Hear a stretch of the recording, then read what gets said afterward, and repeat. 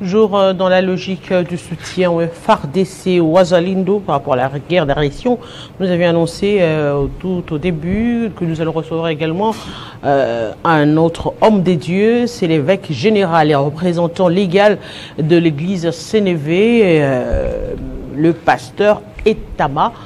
Bonsoir et bienvenue à vous. Bonsoir madame. C'est un plaisir de vous recevoir ici sur ce plateau. Vous étiez également à ce culte d'action, plutôt ce culte écuménique pour la prière à la nation et au FARDC, mais également au Ouazalendo aussi, à l'esplanade du Palais du Peuple. Tout à fait. Merci, c'est aussi un plaisir pour nous de participer à cette émission, madame. Aujourd'hui, qu'est-ce qui a motivé ce rassemblement? Je crois que ce qui se passe dans notre pays, c'est pas quelque chose qu'on peut se poser encore des questions. Tout le monde connaît, et surtout à l'est de la République démocratique du Congo, les choses ne vont pas bonnes. C'est pas très bien. Et nous sommes en guerre. Les pays sont sous agression, d'autres pays, le Congo, et dans la guerre. Des milliers de Congolais sont morts, d'autres encore sont sans asile, des enfants, mères sans scolarité, il y a des viols, des pillages des richesses de notre pays. C'est la raison pour laquelle nous, comme hommes de Dieu, avons réfléchi en ces jours, évoqué le nom de l'Éternel, le Dieu Tout-Puissant, celui qui a fait que nous soyons Congolais et qui nous a donné toute la richesse qui est l'objet de la convoitise de nos voisins, mais aussi et surtout du monde occidental. Mais aujourd'hui, justement, on parle d'un lundi. Pourquoi ce lundi?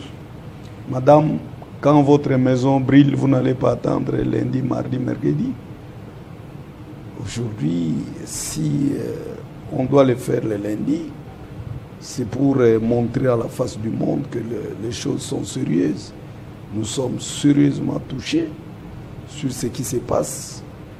Et nous n'allons pas travailler. Maintenant, vous travaillez en toute quiétude parce que ici, il n'y a pas la guerre en réalité, mais le pays, c'est comme un corps humain. Si le doigt est malade, je ne pense pas que la tête peut être en paix. Et comment voulez-vous que la partie est tout entière est en difficulté? Nos sœurs, comme je l'avais dit, sont pillées.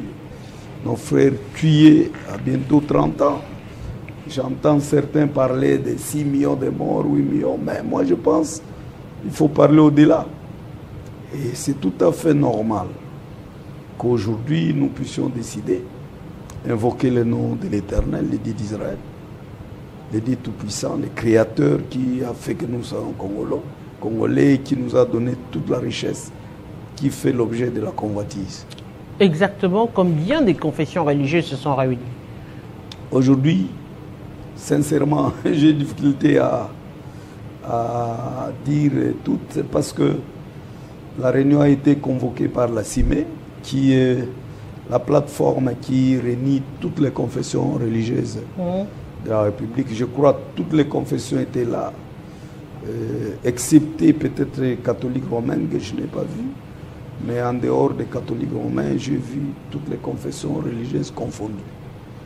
On était là.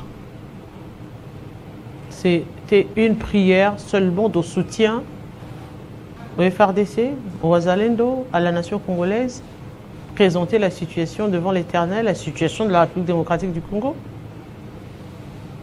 Mais l'Église, c'est ça. Moi, je crois que le travail que nous avons fait, c'est d'abord invoquer le nom de l'Éternel.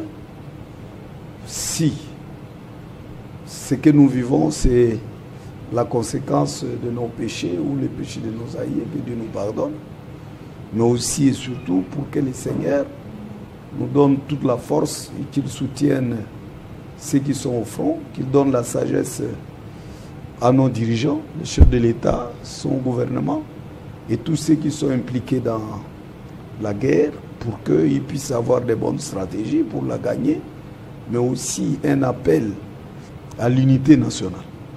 Si les chefs de confession religieuse se sont retrouvés, parce qu'au moins tous ceux qui sont dans des partis politiques ou quoi, ils se retrouvent aussi dans une église. Alors, si les hommes de Dieu que nous sommes unis, moi je pense aussi un message fort qui peut demander à tout le politicien, tendance confondue, opposition, majorité ou quoi, qu'ils comprennent qu'il s'agit d'un problème du pays, et parce qu'il s'agit de notre pays, notre nation, tout le monde est obligé de mettre la main dans la pâte pour sortir de cette opprobre et l'humiliation que nous impose le petit Rwanda, quoi. Mais je crois aussi, de façon implicite, c'était aussi une façon de dire à haute voix à l'opinion internationale, notamment l'OTAN, l'Union européenne, qui donne de l'argent au Rwanda pour piller. C'est une façon de demander à ces gens-là, les Américains, les Européens, qu'au lieu de passer par le Rwanda, venez chez nous, directement au Congo. Et puis, il ne faut pas tuer nos mères, tuer nos frères ou nous tuer pour posséder ce que nous avons. Et pourtant, nous sommes un pays, tout à fait, vous le savez, madame, le Congo, c'est un pays qui est très accueillant. Nous sommes pacifiques.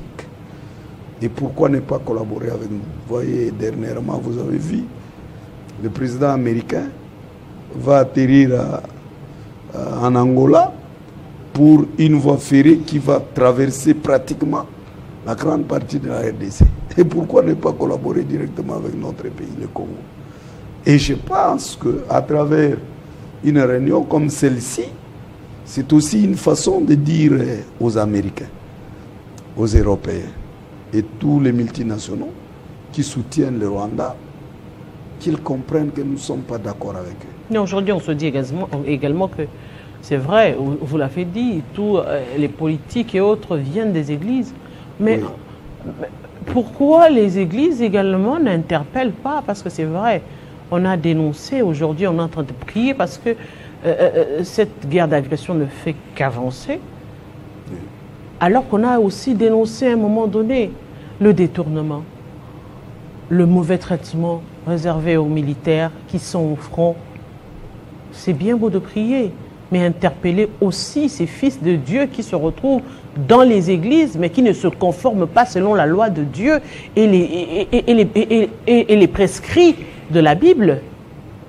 Madame, vous avez raison. Moi, je pense que tout ça font partie de notre raison d'être au palais du peuple aujourd'hui. Vous voyez, nous n'avons pas... On a choisi le palais du peuple. C'est là où les élus du peuple se réunissent. C'est un message fort. Le message n'est pas seulement le soutien que nous apportons aux FARDC, aux Wazalendo, mais c'est aussi une interpellation de la classe politique, des gestionnaires, ceux qui ont des moyens, pour dire attention, nous sommes unis, éviter de gaspiller, éviter de piller, éviter de saigner les caisses de l'État. Il faut veiller à la sécurité, à l'intégrité de notre pays, veiller à... Donc tout ça, ça fait partie de notre message, notre raison d'être aujourd'hui.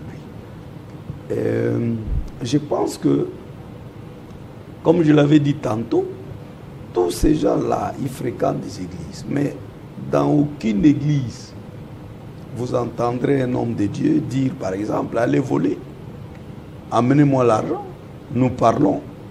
Mais il y a un autre aspect, ça je l'ai dit comme un homme de Dieu, il y a un autre aspect que l'on doit, l'opinion tant nationale qu'internationale doit connaître. Comme chrétien averti, serviteur de l'Éternel, j'annonce le retour de Jésus-Christ. Il y a des signes de temps aussi. Les gens deviennent cupides. Ils sont fanfarons, ils sont hautains, ils sont égoïstes. Et même si nous prêchons, mais c'est ce qui les caractérise. Quand il est au pouvoir, il veut que son ventre remplisse avant de regarder les autres. Malheureusement, c'est un ventre qui ne remplit jamais. Et c'est ça aussi un problème, madame. C'est ça aussi le problème. Mais nous, nous faisons notre travail, nous prêchons, nous enseignons. Et même les guerres font aussi partie des signaux forts. Si vous devez vous référer à Matthieu 24, la Bible nous dit qu'il y aura des bruits de guerre, il y aura la guerre. Alors c'est pour cette raison-là que nous, comme hommes de Dieu, on n'est pas indifférents. On n'est pas indifférents, nous sommes obligés de prier et alerter les nationaux et les internationaux. Mais peu d'entre vous aujourd'hui, il faudra le reconnaître, peu alertent, peu le font comme la Bible, comme vous l'avez dit, oui. Comme ces prophètes qui allaient voir le roi pour lui dire, ça ne va pas, Dieu a dit, si tu ne fais pas ça, demain il y aura ça. Il y a eu de ceux qui ont été interpellés, à qui on a coupé des têtes, oui. Parce qu'ils ont dit la vérité. Aujourd'hui, autant on le reproche avec les politiques qui ne veulent pas justement faire les choses comme il se doit, autant aussi les hommes de Dieu, comme ceux d'antan, qui disaient tout des vérités au prix de leur vie. Il n'y en a pas aujourd'hui. Tous veulent caresser le pouvoir dans le sens du poil, c'est-à-dire accompagner les institutions, même quand ça ne va pas, en lieu et place de dénoncer sérieusement et être, comme on le dit, au milieu du village. Et quand d'autres, par exemple, l'Église catholique et les autres le font, automatiquement on les renverse du côté soit de l'opposition ou encore des politiques, alors que c'est ça la vraie mission également du chrétien, du pasteur, de l'évangéliste dans la Bible. Madame, c'est vrai, ce que vous dites, c'est vrai. Il y a des hommes de Dieu qui sont peut-être derrière l'argent ou encore derrière ceci ou cela. Ça, je ne peux pas le nier. Mais cela ne veut pas pour autant dire que c'est tout le monde qui est dans cette marmite. Retenez, reconnaissez en ces jours qu'à Kinshasa, au Congo, il y a des hommes de Dieu qui n'ont pas souillé leurs vêtements. Il y a des hommes de Dieu qui tiennent aux Écritures, aux Saintes Écritures. D'ailleurs, peut-être vous ne savez pas, je profite pour dire ça, et tous ceux qui me suivent, ce Congo ici, c'est un pays prophétique. Vous voyez l'immensité, d'abord l'étendue que nous occupons, la richesse qu'il y a, que nous regorgeons dans les sous-sols comme dans le sol. Ce n'est pas un hasard. Et Dieu l'a fait à dessein. Dieu l'a fait à dessein. Ce pays, c'est un pays prophétique. Le Congo a de l'avenir. Ce qui veut dire qu'il y a des hommes crédibles. Il y a des hommes sérieux dans ce pays. Et à un moment donné, vous allez les voir et vous allez les reconnaître. Mais aussi, ces hommes de Dieu-là, ce n'est pas qu'ils ne disent rien. Ils parlent, peut-être leur voix n'est pas entendue. Peut-être leur voix n'est pas entendue. Et il y a certains qui sont des fois persécutés parce qu'il a dit la vérité. Mais quand cela ne tient, il y a des hommes de Dieu qui disent. Je prêche, moi par exemple, quand je prêche, je dis, voilà, si vous êtes chrétien, comment vous devez gérer la chose publique? Et Jésus l'a fait. Si on est policier, oui, vous êtes policier, mais voilà, que dit la loi? La loi. Voyez-vous, vous êtes député national. Il ne faut pas vous abuser de votre pouvoir. Et parfois, quand nous parlons, on est persécuté parce qu'il utilise sa casquette, comme il est aussi chez nous, surtout au Congo. Retenez au Congo. Ça, je dis, ça m'engage. La voix des hommes de Dieu n'est pas très bien entendue par la politique. Et parfois, les politiciens font un effort de nous mettre à genoux parce que ce sont eux qui détiennent les moyens. Exactement. Et vous voyez, quand on a l'argent, on a les pouvoirs. Mais en réalité, si nous voulons et nous tenons que ce pays puisse aller de l'avant, la politique doit ouvrir l'oreille vers les hommes de Dieu. Et c'est comme vous l'avez dit tantôt, les hommes de Dieu aussi doivent tenir la vérité. Dire la vérité à ceux qui nous dirigent. C'est comme aujourd'hui nous l'avons dit. Vous êtes dans l'opposition comme dans la majorité. Mais pendant que vous êtes en guerre, est-ce que vraiment on doit parler de la majorité ou dans l'opposition? Je ne vois pas.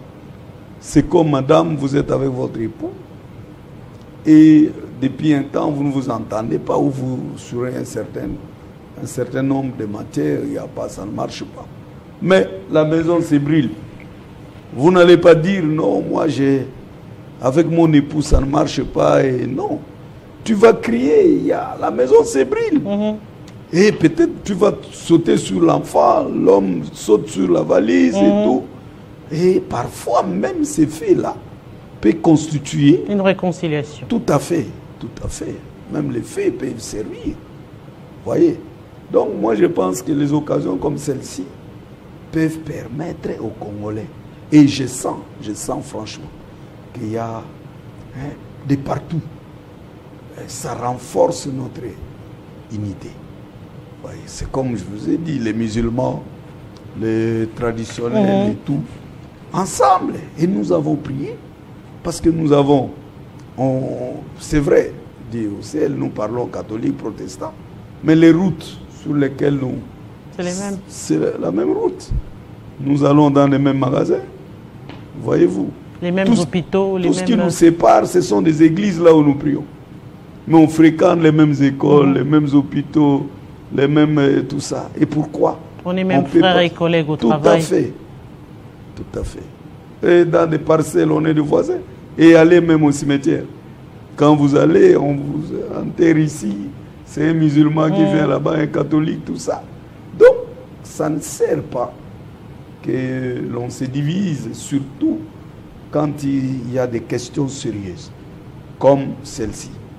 L'intégrité de notre pays, ce n'est pas à discuter. La souveraineté de notre État, ça, ce sont des questions importantes. Et là, il n'y a pas question de dire je suis protestant, je suis ceci ou cela, ou je suis UDPS. Non, non.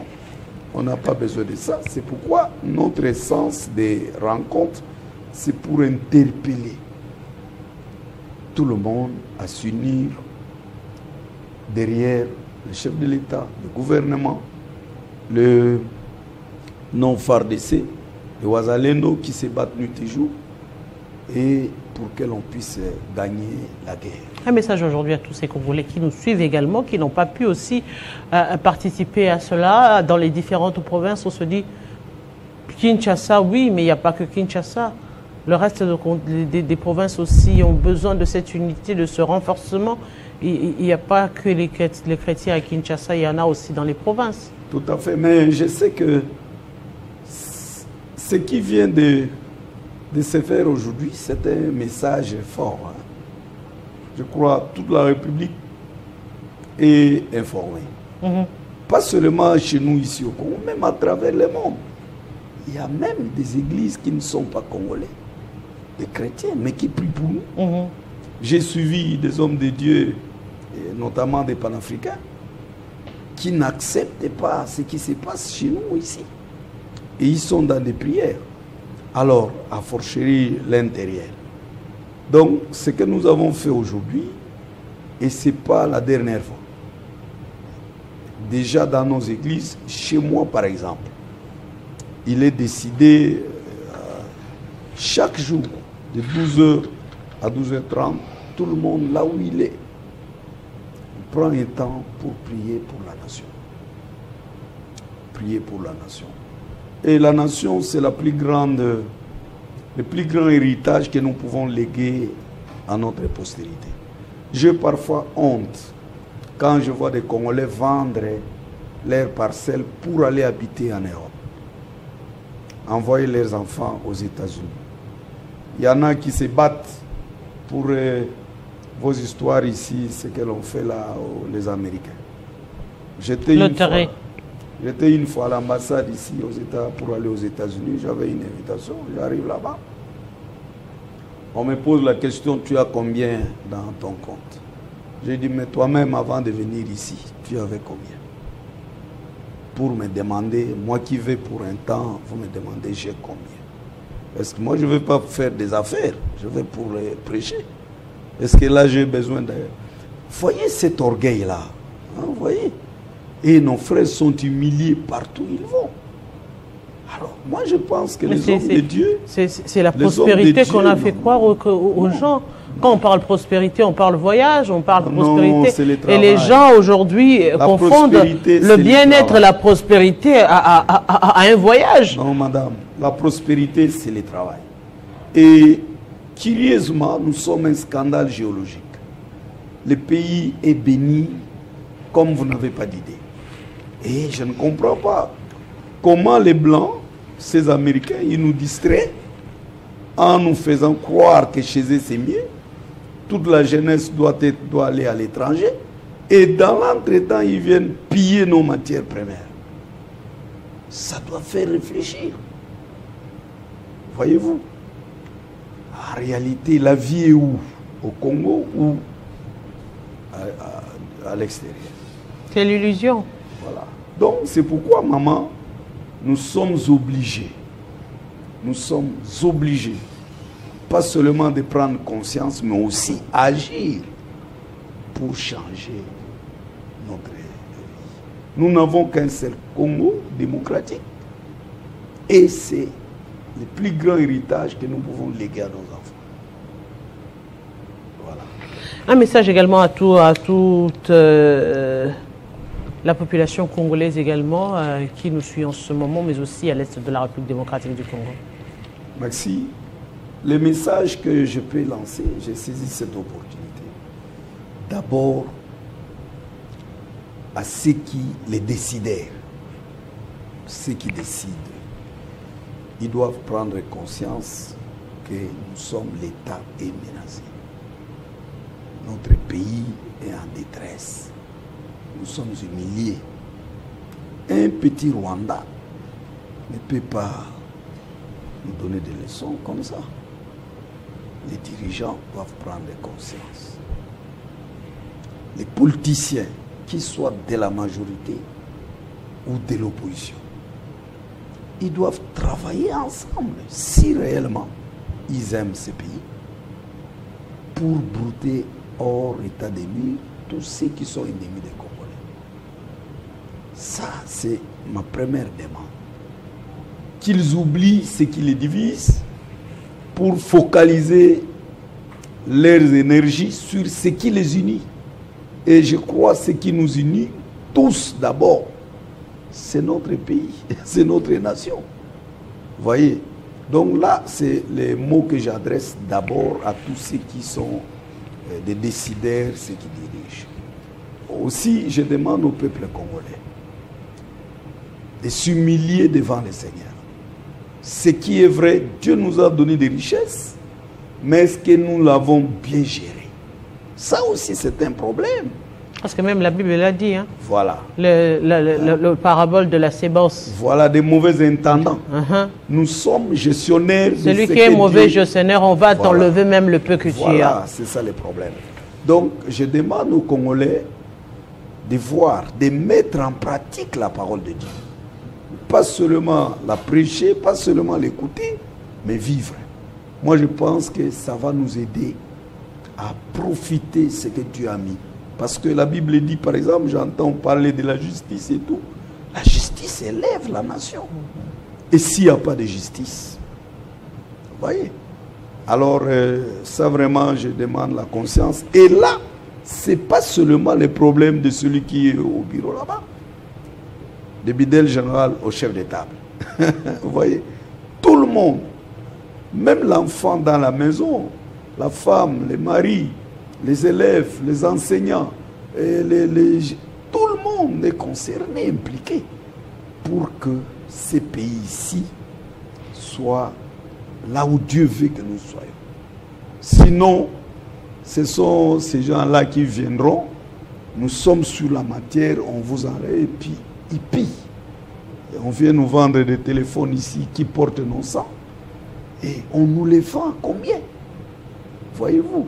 Donc, c'est ça les mots que je peux demander. Vraiment qu'il y ait prise de conscience. Mais aussi, et surtout, on doit savoir que la guerre aussi, c'est parmi des signaux forts qui annoncent la fin des temps. Et elle n'est pas seulement au Congo ni en Afrique. Le monde entier est en ébullition. Même aux États-Unis d'Amérique, Ils ont des problèmes. Dernièrement, il y a eu des faits, tout ça, des catastrophes naturelles. Ce sont des signaux aussi forts. Vous allez en Israël, les pays même de référence, ils sont en guerre. Donc, on doit prendre conscience, surtout pour ceux qui sont chrétiens, et ceux qui ne le sont pas, qu'ils acceptent ou pas, Jésus revient. Évêque général, les représentants légaux de l'église CNFV, le pasteur Itama, merci à vous. C'est un réel plaisir de vous recevoir ici sur ce plateau. Non, c'est plutôt moi qui dois vous remercier de tout cœur. Merci sur les choix que vous avez portés sur ma modeste personne. C'est toujours un réel plaisir de partager ce moment avec des hommes de Dieu, aussi avec des intelligences de la République. Et oui, on parle nation, on parle République démocratique du Congo, c'est vrai, nous sommes agressés. Et oui, la population, le Congolais doit se mobiliser où qu'il soit. Eh bien, si les membres du gouvernement le font, les hommes de Dieu également. Et oui, la population aussi est appelée à lever les voix pour implorer la grâce divine en République démocratique du Congo qui perd énormément des fils du pays. Oui, énormément de sang qui sont en train d'être coulés en ce moment. Oui, des familles éplorées, des familles dispersées, des familles qui vivent à la belle étoile et tant de conditions difficiles. Il faudra se mobiliser pour soutenir la République démocratique du Congo parce que nous n'avons que cette nation. Elle nous appartient et c'est notre identité. Dieu l'a dit et l'a fait ainsi. Nous ne devons que l'accepter et oui, et la chérir, notre chère et belle nation. C'était un grand plaisir de vous tenir compagnie. Dans quelques instants, ce sera la grande édition du journal avec Grâce Salam Boucha Kongalula et avec nous, on se retrouve très prochainement avec le même plaisir.